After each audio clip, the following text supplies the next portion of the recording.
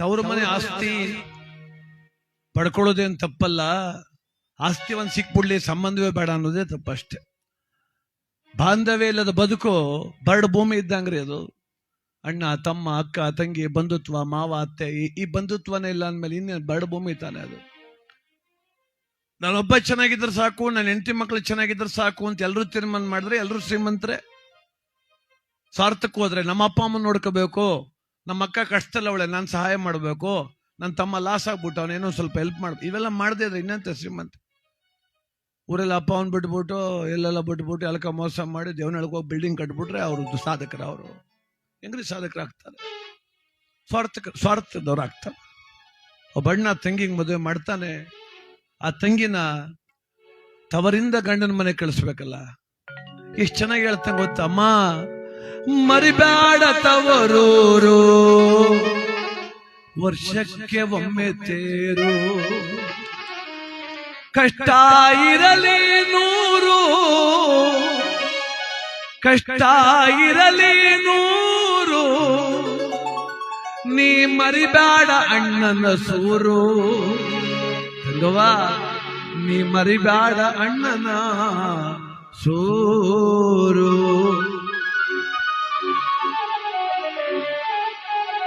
ಅಮ್ಮನ ಮನೆಯಿಂದ ಅತ್ತೆಯ ಮನೆಗೋಗಿ ಮುತ್ತಂತೆ ಬಾಳು ನನ್ನ ತಂಗಿ, ಮುತ್ತಿನುಂಗುರದ ಮಣಿಯಾಗಿ.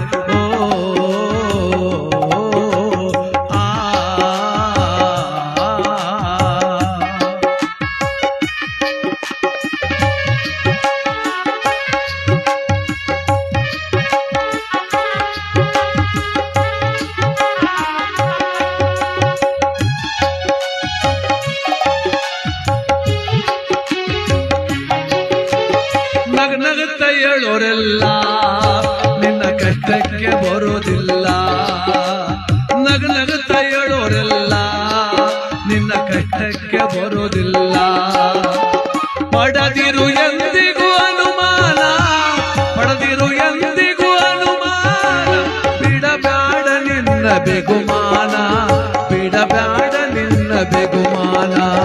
ಅಮ್ಮನ ಮನೆಯಿಂದ ಅತ್ತೆಯ ಮನೆಗೋಗಿ ಮುತ್ತಂತೆ ಬಾಳು ನನ್ನ ತಂಗಿ, ಮುತ್ತಿನುಂಗುರದ ಮಣಿಯಾಗಿ. ನಗನಗ್ತಾ ಹೇಳೋರೆಲ್ಲ ಕಷ್ಟಕ್ಕೆ ಬರೋದಿಲ್ಲ. ಕೆಲವ್ರು ನಗ್ನಗ್ತಾನೆ ಮನೆ ಹಾಳು ಮಾಡ್ಬಿಡ್ತಾರೆ. ಏನ್ ಜಾಸ್ತಿ ಇಲ್ಲ, ಫಿಟ್ಟಿಂಗ್ ಹೆಂಗಿಡ್ತಾರೆ ಗೊತ್ತಾ? ಪಕ್ಕದ ಮನೆ ಸೊಸೆ ತುಂಬಾ ಕೆಲಸ ಮಾಡ್ತಿರ್ತಾಳೆ, ಇವ್ರತ್ತೆ ಇವಳು ಬೈತಾಳೆ, ನೋಡು ಅವಳು ಎಷ್ಟು ಚೆನ್ನಾಗಿ ಕೆಲಸ ಮಾಡ್ತಾಳೆ ಅಂತ. ಇವಳು ತಡ್ಕೊಳಕ್ ಆಗಲ್ಲ, ಚಾನ್ಸ್ ಕಾಯ್ತಿದ್ಲು. ಒಂದಿನ ಅವಳೊಬ್ಳೆ ಸಿಕ್ಕಿದಾಗ ಶುರು ಮಾಡಿದ್ಲು, ಏನ್ ಬೆಳಗಿಂದ ಒಬ್ಳೆ ಕಷ್ಟಪಡ್ತೀಯಪ್ಪ, ನೀನೊಬ್ಳೆ. ನಾನು ನೋಡ್ದೆ, ರೆಸ್ಟೇ ತಗೊಳಲ್ವಾ? ನಿಮ್ಮ ಮತ್ತೇನು ಕುಂತ್ಕೊಂಡೆ ಕಾಲ ಕಳೀತಾಳೆ ಅಂದ್ರೆ ಇವಳು ಅವಳ ಮನೆ ಮುರಿಕ್ ಹೋಗೋಳು. ಈಗ ಯಾಕೆ ಇವ್ರತ್ತೆ ಬೋದ್ರಲ್ಲ, ಈಗ ಅವಳನ್ನು ಹಾಳು ಮಾಡಿ ಇಟ್ಬಿಡ್ಬೇಕು. ನಾನು ನೋಡ್ತೀನಿ ಪಾಪ, ಬಟ್ಟೆನೂ ಒಗದ್ರಿ, ಪಾತ್ರೆನೂ ತೊಳೆದ್ರಿ. ಏನ್ ಕಂಡವ್ರ ಮನೆ ಕೆಲ್ಸಕ್ಕೆ ಹೋಗಿದ್ಲ ಅವಳು? ಇವ್ರ ಮನೆ ಕೆಲಸ ತಾನೇ ಮಾಡಿದ್ದು. ತಾನು ಮಾಡೋಕ್ಕಾಗದಿರೋ ಸೋಂಬೇರಿತನಕ್ಕೆ ಈ ಮನೇನು ಹಾಳು ಮಾಡಕ್ ನಿಂತಲ ಹೆಣ್ಮಗಳು. ಅವಳ ಮಾತಿಗೆ ಇವಳು ಇತ್ತಾಳೆ ಕಿವಿ ಕೇಳಿಸ್ಕೊಂಡ್ಬಿಟ್ಲು. ಒಳ್ಳೆ ಹೆಸರು ಪಡೆದಿದ್ದವಳು ಒಂದು ಕ್ಷಣಕ್ಕೆ ಸಂಧೆ ಆಯ್ತಲೆ ಮಲ್ಕೊಂಡ್ಲು, ನೀನೆ ಅಡುಗೆ ಮಾಡು ಅಂದ್ಲು. ವಯಸ್ಸಾದ ಅತ್ತೆ ಮೇಲೆ ರೇಗಾಡಿದ್ಲು, ಗಂಡನ ಮೇಲೆ ಕೋಪ ಮಾಡ್ಕೊಂಡ್ಲು. ಸುಂದರವಾದ ಸಂಸಾರ ಇದ್ದಕ್ಕಿದ್ದಂಗೆ ಬಿರುಗಾಳಿ ಬಂತು. ಅದಕ್ಕೆ ಕವಿ ಬರೀತಾರೆ, ನಗನಗುತ್ತ ಹೇಳೋರೆಲ್ಲ ನಿನ್ನ ಕಷ್ಟಕ್ಕೆ ಬರೋದಿಲ್ಲ, ನಗನಗುತ್ತ ಹೇಳೋರೆಲ್ಲ ನಿನ್ನ ಕಷ್ಟಕ್ಕೆ ಬರೋದಿಲ್ಲ. ಪಡೆದಿರು ಎಂದಿಗೂ ಅನುಮಾನ, ಪಡೆದಿರು ಎಂದಿಗೂ ಅನುಮಾನ, ಬಿಡಬೇಡ ನಿನ್ನ ಬೆಗುಮಾನ, ಬಿಡಬೇಡ ನಿನ್ನ ಬೆಗುಮಾನ. ಅಮ್ಮನ ಮನೆಯಿಂದ ಅತ್ತೆಯ ಮನೆಗೋಗಿ ಮುತ್ತಂತೆ ಬಾಳು ನನ್ನ ತಂಗಿ, ಮುತ್ತಿನುಂಗುರದ ಮಣಿಯಾಗಿ.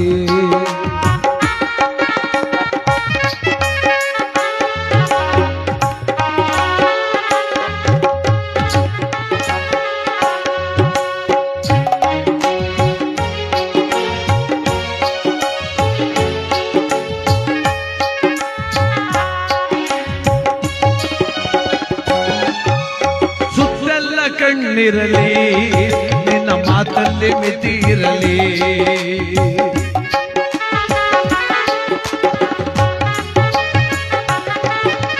ಸುತ್ತೆಲ್ಲ ಕಣ್ಣಿರಲಿ ನಿನ್ನ ಮಾತಲ್ಲಿ ಮಿತಿ ಇರಲಿ. ನೋಡಿ, ಸ್ವಲ್ಪ ಮಾತಲ್ಲಿ ಮಿತಿ ಇರಲಿ ಅಂದ್ರು, ಸ್ವಲ್ಪ ಸುತ್ತ ಕಣ್ಣಿರ್ಲಿ. ನನ್ನ ಮಾತು ಯಾರು ಕೇಳಿಸ್ಕೊಂತವ್ರು ಸ್ವಲ್ಪ ನೋಡಿ ಮಾತಾಡ್ಬೇಕು ಕೆಲವು ಸಲ ಮೈದಲ್ಲಿ. ಪಡೆದಿರು ಎಂದಿಗೂ ಅನುಮಾನ, ಬಿಡಬೇಡ ನಿನ್ನ ಬಿಗುಮಾನ. ಸ್ವಲ್ಪ ಬಿಗುಮಾನ ಇರ್ಬೇಕಮ್ಮ. ಸಮಾಜ ಹೆಂಗ್ ತಿಳ್ಕತ್ತದೆ ಹೇಳಕ್ ಬರಲ್ಲ. ಅಯ್ಯೋ ಸಮಾಜದಲ್ಲಿ ಯಾಕೆ ಯಾವಾಗ್ಲೂ ಮುಖ ಗಂಟಾಕಬೇಕು ಅಂತ ನಗ್ತಾರೆ ಕೆಲವರು. ನಗುದ್ನು ತಪ್ಪು ತಿಳ್ಕೊತಾರೆ. ನೋಡಿ, ನಮ್ಮ ಹುಡುಗ ನೆನ್ನೆ ಹೇಳಿವ್ನಿ, ಮಂಡ್ಯ ಬಸ್ ಸ್ಟ್ಯಾಂಡಲ್ಲಿ ಇಳಿಯಪ್ಪ. ಮಂಡ್ಯ ಬಿಟ್ಟು ಮದ್ದೂರು, ಮದ್ದೂರು ಆದ್ಮೇಲೆ ಬೆಂಗಳೂರು, ಮೈಸೂರಿಂದ ಬಂದವನು. ಮಂಡ್ಯ ಬಸ್ ಸ್ಟ್ಯಾಂಡ್ ಇಳ್ಕಪ್ಪ, ನಾನಿಲ್ಲಿ ಕಾಯ್ತಾ ಇದ್ದೀನಿ ಪಕ್ಕದಳ್ಳಿ ಕಾರ್ಯಕ್ರಮಕ್ಕೆ ಹೋಗುವ ಅಂತ. ಇವನು ಬಸ್ ಹತ್ತು ಕೂತ್ಕೊಂಡು ಮೈಸೂರಲ್ಲಿ ಪಕ್ಕದಲ್ಲಿ ಕೂತ್ಕೊಂಡು ಯಾರೋ ಆಂಟಿ ಸ್ವಲ್ಪ ನಕ್ಕವಳೆ, ಮದ್ದೂರ್ಗೆ ಹೋಗಿ ಇಳ್ದವನ್ ಬಸ್. 15 ಕಿಲೋಮೀಟರ್ ಪಾಸ್ ಆಗಿರೋದು ಒಂದು ನಗುವಿನಿಂದ. ಅದಕ್ಕೆ ಸ್ವಲ್ಪ ಬಿಗುಮಾನ ಇರಲಿ.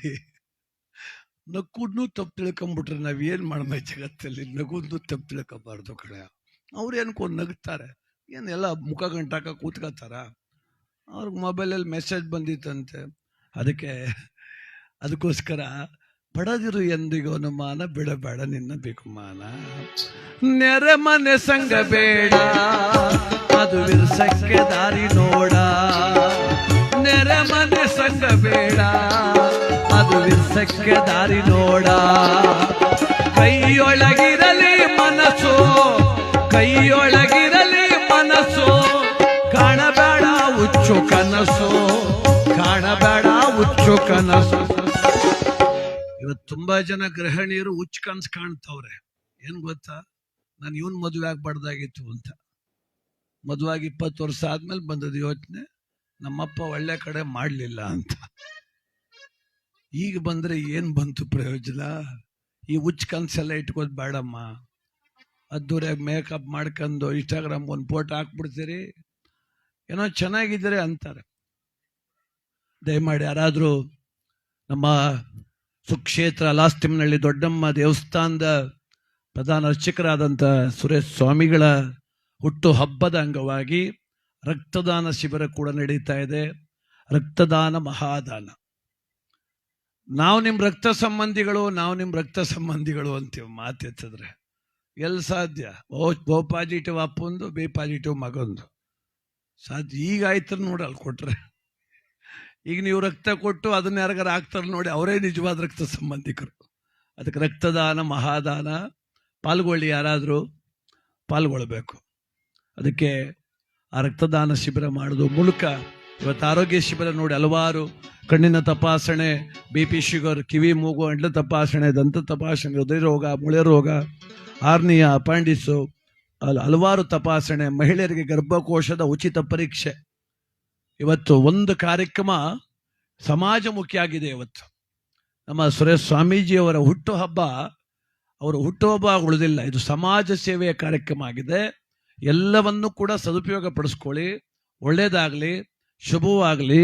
ಹಾಗೆ ನಮ್ಮ ಕಾರ್ಯಕ್ರಮ ನಮ್ಮ ಶ್ರೀನಿವಾಸಣ್ಣವರು, ಹುಡುಗರು ಕೆ ಶ್ರೀನಿವಾಸಣ್ಣವರು, ಮಾಜಿ ಆಪ್ಕಾಮ್ಸ್ ನಿರ್ದೇಶಕರು, ದೇವನಹಳ್ಳಿ ತಾಲೂಕು, ಬಹಳ ಪ್ರೀತಿಯಿಂದ ಆಯೋಜನೆ ಮಾಡೋ ಕಾರ್ಯಕ್ರಮ ಇದೆ. 10 ಬಾರಿ ಫೋನ್ ಮಾಡಿ ನಾನು ಅವ್ರಿಗೆ ಚಿರಋಣಿ. ಯಾಕೆಂದ್ರೆ ಪ್ರತಿನಿತ್ಯ ಆಡ್ತೀನಿ ನಾನು. ಆದರೆ ಇವತ್ತು ನಮ್ಮ ಶ್ರೀನಿವಾಸಣ್ಣನ ಕೃಪೆಯಿಂದ ತಾಯಿ ಕ್ಷೇತ್ರಕ್ಕೆ ಬಂದು ಆಡುವಂಥ ಯೋಗ್ಯತೆ ಅಣ್ಣ ಕೊಡಿಸಿದ್ದಾರೆ ನಮಗೆ. ಅದಕ್ಕೆ ಅವರಿಗೆ, ನಮ್ಮ ಶ್ರೀನಿವಾಸಣ್ಣನಿಗೆ ನಮ್ಮ ಕಲಾ ತಂಡದ ಪರವಾಗಿ ಅನಂತ ಧನ್ಯವಾದ ಅಣ್ಣ, ಅನಂತ ಧನ್ಯವಾದ. ಚಪ್ಪಾಳೆ ಹೊಡಿರವ, ಅದೇನು ಹಿಂದೆ ಮುಂದೆ ನೋಡ್ತೀರಿ ನೀವು. ಆಮೇಲೆ ಚಪ್ಪಾಳೆ ಹೊಡೆದ್ರೆ ಉಪಯೋಗ ಗೊತ್ತಾ ನಿಮಗೆ? ಆರೋಗ್ಯ ಚೆನ್ನಾಗಿರ್ತದೆ ಅಂತಾರೆ, ಅಷ್ಟೇ ಗೊತ್ತು ನಿಮಗೆ. ಇನ್ನೂ ಒಳ್ಳೆ ಏನೇನು ಪಾಯಿಂಟ್ ಗೊತ್ತಿಲ್ಲ ನಮಗೆ.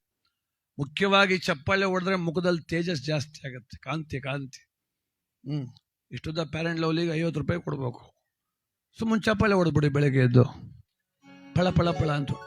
ಆಮೇಲೆ ಇಲ್ಲೇ ಹೊಡೀರಿ, ಬಸ್ ಸ್ಟ್ಯಾಂಡ್ಗೆ ಹೋಗಿ ಹೊಡೆದು ಹಿಡಿದು ಬಿಟ್ಟಿರಿ. ಅದು ಬೇರೆ ದೊಡ್ಡ ತಪ್ಪು ಆಯ್ತದೆ. ನಾನು ಹೇಳ್ಕೊಟ್ಟು ಏನೇನೋ ತಪ್ಪಾಗೋದು ಬೇಡ. ಆಮೇಲೆ ಆರೋಗ್ಯ ಚೆನ್ನಾಗಿರ್ತದೆ, ಲವಲವಿಕೆ ಇರ್ತದೆ, ಹೃದಯದ ಬಡಿತ ಸ್ಥಿಮಿತಕ್ಕೆ ಬರ್ತದೆ. ಅದಕ್ಕೆ ನೋಡಿ ಕವಿ ಎಷ್ಟು ಚೆನ್ನಾಗಿ ಹೇಳ್ತಾರೆ ಗೊತ್ತಾ? ತಂಗಿಗೆ ಅಣ್ಣನ ಬುದ್ಧಿ ಮಾತು, ಮರಿಬೇಡ ತವರೂರು ವರ್ಷಕ್ಕೆ ಒಮ್ಮೆ ತೇರು, ಮರಿಬೇಡ ತವರೂರು ವರ್ಷಕ್ಕೆ ಒಮ್ಮೆ ತೇರು, ಕಷ್ಟ ಇರಲಿ ನೂರು, ಕಷ್ಟ ಇರಲಿ ನೂರು, ಮರಿಬೇಡ ಅಣ್ಣನ ಸೂರು, ಮರಿಬೇಡ ಅಣ್ಣನ ಸೂರು. ವರ್ಷಕ್ಕೊಮ್ಮೆ ತೇರು ಅಂತ ಅಣ್ಣ ಅಂದ. ಈ ಮಾತು ಚೆನ್ನಾಗಿ ಅರ್ಥ ಮಾಡ್ಕೊಳ್ಳಿ ಅಮ್ಮ. ತವ್ರ ಮನೆಗೆ ಜಾಸ್ತಿ ಬರಬೇಡ, ವರ್ಷಕ್ಕೊಂದ್ಸಲ 2 ಸಲ ಚಂದ. ಫೋನ್ ಅದೇ ಅನ್ಬಿಟ್ಟು ಆಧಾರ್ ಕಾರ್ಡ್ ಫ್ರೀ ಮಾಡವ್ರೆ ಅನ್ಬಿಟ್ಟು ಹ್ಞೂ ಅಂತ, ಅನ್ನ ಬೆಂದಿಲ್ಲ ಅಂದೇಟ್ಗೆ ಬಸ್ ಹತ್ಬಿಡುದು, ಸಾಂಬಾರ್ಗೆ ಉಪ್ಪು ಹಾಕಿಲ್ಲ ಅಂದೇಟ್ಗೆ ಬಸ್ ಹತ್ಬಿಡುದು. ಅವನು ಹೇಳೋನ ಅಣ್ಣ, ವರ್ಷಕ್ಕೊಮ್ಮೆ ತೇರು, ವರ್ಷಕ್ಕೊಂದ್ಸಲ ಬಾ, ಏನೋ ಹೆಚ್ಚಂದ್ರೆ 2 ಸಲ 3 ಸಲ ಬಾ, ಬೆಳಕಾಯ್ತಂದ್ರೆ ಇಲ್ಲೇ ಇರಬೇಡ, ಇಲ್ಲಿ ಬಂದು ನಮ್ಮ ಸಂಸಾರನು ಬೆಳ್ಳಿಗೆ ಇಡಬೇಡ ನೀನು. ಹಂಗಾಗ್ತವೆ ಎಷ್ಟೋ ಜನ ಹೆಣ್ಮಕ್ಳು ಅವ್ರ ಮನೆ ಹಾಳು ಮಾಡಿ ಬಂದದ್ದಲ್ಲಿ ಇಲ್ಲಿ ಅಣ್ಣನ ಮನೆನೂ ಹಾಳು ಮಾಡಕ್ ನಿಲ್ತ್ಕತ್ತಾರೆ. ಯಾಕೆ ಅತ್ತೆ ಸರಿ ಇಲ್ಲ ಅಂದವಳು ಅತ್ತಿಗೆ ಸರಿ ಇಲ್ಲ ಅಂದ ಇರ್ತಾಳ? ನೋಡಿ, ತಪ್ಪುಗಳನ್ನೇ ನೋಡ್ತಾ ಹೋದ್ರೆ ತಪ್ಪುಗಳೇ ಕಾಣ್ತವೆ. ನ್ಯೂನತೆ ನನ್ನಲ್ಲೂ ಇದೆ, ಅದು ತಿಳ್ಕೋಬೇಕು. ಯಾರು ನನ್ನನ್ನು ಒಪ್ತಿಲ್ಲ ಅಂದಾಗ ಅರ್ಥ ಮಾಡ್ಕೋಬೇಕೇನೋ ನನ್ನಲ್ಲೂ ತಪ್ಪಿರಬಹುದು ಅಂತ. ಅದಕ್ಕೆ ಮರಿಬೇಡ ತವರೂರು ವರ್ಷಕ್ಕೆ ಒಮ್ಮೆ ತೇರು. ಅದು ಅಣ್ಣ ಒಂದು ಮಾತು ಹೇಳ್ದ ನೋಡಿ, ಏನಂತ? ಕಷ್ಟ ಇರಲಿ ನೂರು, ಕಷ್ಟ ಇರಲಿ ನೂರು, ಮರಿಬೇಡ ಅಣ್ಣನ ಸೂರು, ಅವ್ವ ಮರಿಬೇಡ ಅಣ್ಣನ ಸೂರು. ಅಮ್ಮನ ಮನೆಯಿಂದ ಅತ್ತೆಯ ಮನೆಗೋಗಿ ಮುತ್ತಂತೆ ಬಾಳು ನನ್ನ ತಂಗಿ, ಮುತ್ತಿನುಂಗುರದ ಮಣಿಯಾಗಿ ಓ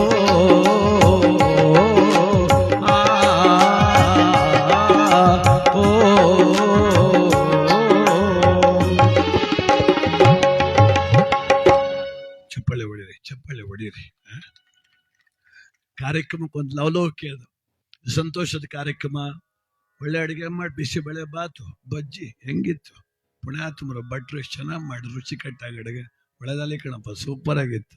ಆ ದೇವ್ರು ಒಳ್ಳೇದು ಮಾಡಲಿ. ಕೊಟ್ಟು ಕಾಸು ಅದು ಬಿಡ್ರಿ, ಅದು ಬೇರೆ ವಿಚಾರ. ಮಾಡಿದ ಅಡುಗೆ ರುಚಿಕಟ್ಟಾಗಿರ್ಬೇಕು, ಮಾಡೋ ಕಾರ್ಯಕ್ರಮ ವ್ಯವಸ್ಥಿತವಾಗಿರ್ಬೇಕು, 4 ಜನ ಸಂತೋಷವಾಗಿ ಅದನ್ನು ಒಪ್ಪುವಂಗಿರ್ಬೇಕು. ಹೌದಲ್ಲ, ಒಳ್ಳೆ ಕಾರ್ಯಕ್ರಮ ಇದು ಅಂತ. ಹಾಗೆ ಒಲೆ ಮುಂದೆ ನಿಂತು ಬೆಂಕಿ ಮುಂದೆ ಬಾಣಸಿಗರವರು ನಳ ಭೀಮ ಅಂತ ಅವ್ರು ಯಾರು ಭಟ್ರು. ನೀವು ಎಷ್ಟೇ ಅಡುಗೆ ಮಾಡ್ಕೊಳ್ಳಿ, ನಿಮ್ಮ ಹೆಸರು ಇಲ್ಲ ಕಣವ ಎಲ್ಲೂ.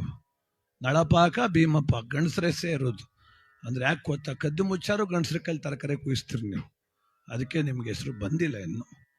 ಅದರಿಂದ ನಳಪಾಕ ಭೀಮಪಾಕ ನೀವು ಮಾಡಲ್ಲ ಬಿಡವ ಪಾಪ, ನೀ ಮಾಡ್ತಿ ಗೊತ್ತಾಯ್ತು. ನಮ್ಮನೇಲಿ ನನ್ನ ಕೈಲೇ ಕುಯಿಸ್ತಾರೆ ಬಿಟ್ಟಾರ, ಸುಮ್ಮನೆ ನನ್ನ ಸುದ್ದಿ ಹೇಳ್ಕೊತಾವ, ನೀವು ಯಾಕೆ ಪಾಪ ಮಾಡ್ಕೊಂಡ್ರಿ? ಅದಕ್ಕೆ ನಳಪಾಕ ಭೀಮಪಾಕ. ಒಳ್ಳೇದಾಗಲಿ ಅವ್ರಿಗೆಲ್ರಿಗೂ ಕೂಡ. ಬೆಳಗಿನಿಂದ ಸೇವೆ ಅಂತ ಈ ಕ್ಷೇತ್ರಕ್ಕೆ ಭಾಳ ಜನ ಬಂದಿದ್ದೀರಿ, ಕ್ಷೇತ್ರ ದರ್ಶನ ಮಾಡಿದ್ದೀರಿ, ಗುರುಗಳ ಆಶೀರ್ವಾದ ಪಡೆದಿದ್ದೀರಿ, ಗುರುಗಳಿಗೂ ಶುಭಾಶಯ ಹೇಳಿದ್ದೀರಿ. ನಿರಂತರ ಕಾರ್ಯಕ್ರಮ, ಭಜನೆ ನಡೀತಾ ಇತ್ತು, ಈಗ ಜನಪದ ಗೀತೆ ಆಡ್ತಾ ಇದ್ವಿ, ಮತ್ತೆ ಕೋಲಾಟ ತಂಡ ಬರುತ್ತೆ ಅಂತ ಗುರುಗಳು ಹೇಳಿದ್ರು. ರಾತ್ರಿ 12 ಗಂಟೆಯಿಂದ ಆ ತಾಯಿಗೆ ವಿಶೇಷವಾದ ಅಭಿಷೇಕ ಮಾಡಿಸ್ತಾರಂತೆ. ಯಾರಿಗೋಸ್ಕರ? ಅವ್ರಿಗೋಸ್ಕರ ಅಲ್ಲ, ಅವ್ರು ಹೇಳಿದ್ದು ಭಕ್ತ ಸಮೂಹ ಯಾರು ಬಂದೋದ್ರು ಅವ್ರಿಗೆಲ್ಲ ಒಳ್ಳೇದಾಗ್ಲಿ ಅಂತ ವಿಶೇಷ ಅಭಿಷೇಕ ಕೂಡ ಇಟ್ಕೊಂಡಿದ್ದಾರೆ. ನೋಡಿ, ಸಮಯ ನಾವು ಮಾಡ್ಕೊಂಡ್ರೆ ಸಿಗ್ತದ್ರಿ. ಈ ಸಮಯ ಸುಂದರ ಸಮಯ, ಈ ಸನ್ನಿವೇಶ ಸುಂದರ ಸನ್ನಿವೇಶ. ತಾಯಿ ದರ್ಶನವೇ ಅತಿ ದುರ್ಲಭ. ಆ ಭಾಗ್ಯ ದಕ್ಕಿದೆ. ನಮ್ಮ ದೇವನಹಳ್ಳಿ ತಾಲೂಕಿನ ಅಲಾಸ್ತಿಮ್ಮನಹಳ್ಳಿಯ ದೊಡ್ಡಮ್ಮ ಸುಕ್ಷೇತ್ರದಲ್ಲಿ ನಾವಿದ್ದೇವೆ. ನನ್ನೂರಿಗೂ ಇಲ್ಲಿಗೂ 170 ಕಿಲೋಮೀಟರ್, ನಮ್ಮ ಮಳವಳ್ಳಿಗೂ ಇಲ್ಲಿಗೂ 170 ಕಿಲೋಮೀಟರ್ ಆಗ್ತದೆ. ಅಲ್ಲಿಂದ ಇಲ್ಲಿಯ ತನಕ ಬಂದ ಯಾರಿಂದ? ತಾಯಿ ದೊಡ್ಡಮ್ಮನಿಂದ, ಆ ಜಗನ್ಮಾತೆಯಿಂದ. ಆಡೋ ಶಕ್ತಿ, ಕೇಳುವಂತ ಸೇರಣೆ, ಇವೆಲ್ಲ ಆ ತಾಯಿನೇ ಕೊಟ್ಟಿರೋದು, ಇನ್ಯಾರು ಕೊಟ್ಟದ್ದಲ್ಲೇ. ನಾವು ನಿರ್ಮಾಣ ಮಾಡ್ಕೊಳ್ಳೋದು ಯಾವತ್ತು ಅನ್ಕೊಳ್ಳೋದು ಬೇಡ ನಾವು. ಆ ತಾಯಿ ಕೃಪೆಯಿಂದ ನಾವೆಲ್ಲ ಸೇರಿದ್ದೇವೆ. ಜಗನ್ಮಾತೆ ಒಳ್ಳೆ